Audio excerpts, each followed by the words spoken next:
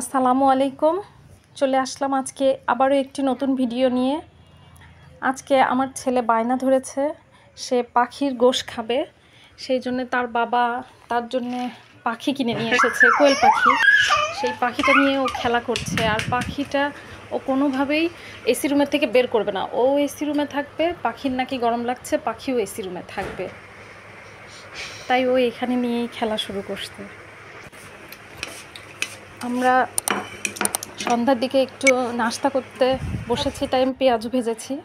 এদিকে পাখিটি জবাই করে আমার ছেলের জন্য রান্নাও বসিয়ে দিচ্ছি। আমি সবটুকু রান্না করব না, ওর জন্য অল্প একটুখানি, শুধু ও একা খাবে সেই জন্য। আর আমি পাখির গোশটা মাখিয়ে দিচ্ছি, মশলা কষিয়ে দিব না।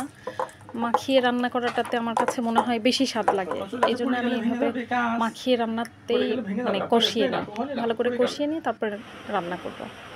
এদিকে আমি নামাজ পড়তে চলে এসেছি, সাথে আমার ছেলেও নামাজ পড়ছে আমার সঙ্গে।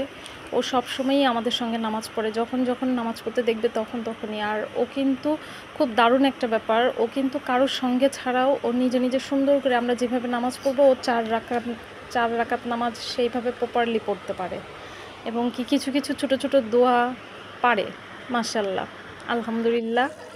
এদিকে আমার রান্নাবাড়ি শেষ, আমার ছেলে এখন খাবে। এখানে আমি গরম মশলা পাউডার দিয়ে দিচ্ছি, একদম হয়ে গেছে। এরকমই একটু রাখবো, ও যেহেতু খাবে তাই একটু ঝোল ঝোল রাখবো, একদম শুকিয়ে ফেলবো না।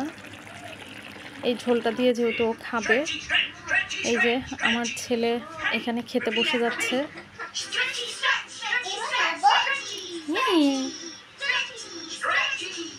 সুন্দর করে বসো বাবা, আর আল্লাহ হাফেজ দাও সবাইকে।